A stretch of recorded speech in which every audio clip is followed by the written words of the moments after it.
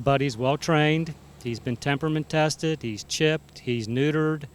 So I've done everything I can possibly humanly do to make sure he's a safe dog. Last year, President Obama released a statement saying he does not support breed-specific bans. However, these bans still exist on a local level. After considering repealing the ban in Fort Thomas this year, it was decided that the ban on pit bulls will stay. Citizens not only have mixed feeling on the ban, but the dog altogether. In Fort Thomas, there's been a ban in place for 26 years. Some say it's time for the ban to go. Back in November of 2012, I was stopped by animal control, and they told me I had 5 days to remove him from the city because they thought he was a pit bull. That's what drove me to get a DNA test, which came back American Bulldog and Jack Russell mix.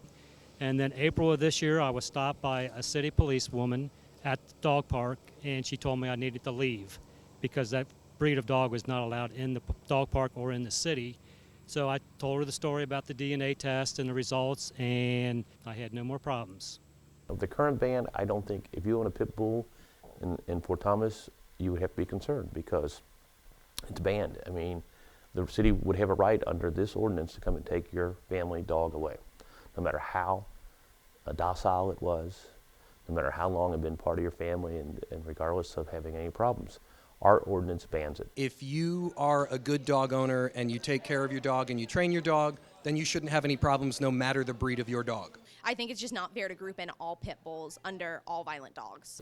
I was a newspaper reporter one time, a long time ago, and I went and actually covered pit bull fights for the Kentucky Post. And I saw how dangerous these dogs can be when they're trained to be aggressive.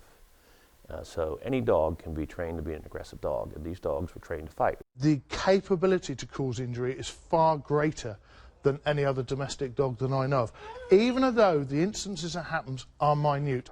You can be sure that when a pit bull attacks, it will make big headlines. But what you don't hear about are the hundreds of similar dogs that were just pets. Because they are powerful dogs. They are trained in some places to fight. And so because of that stigma, because of the history of using the dogs for fighting, they get a bad rap.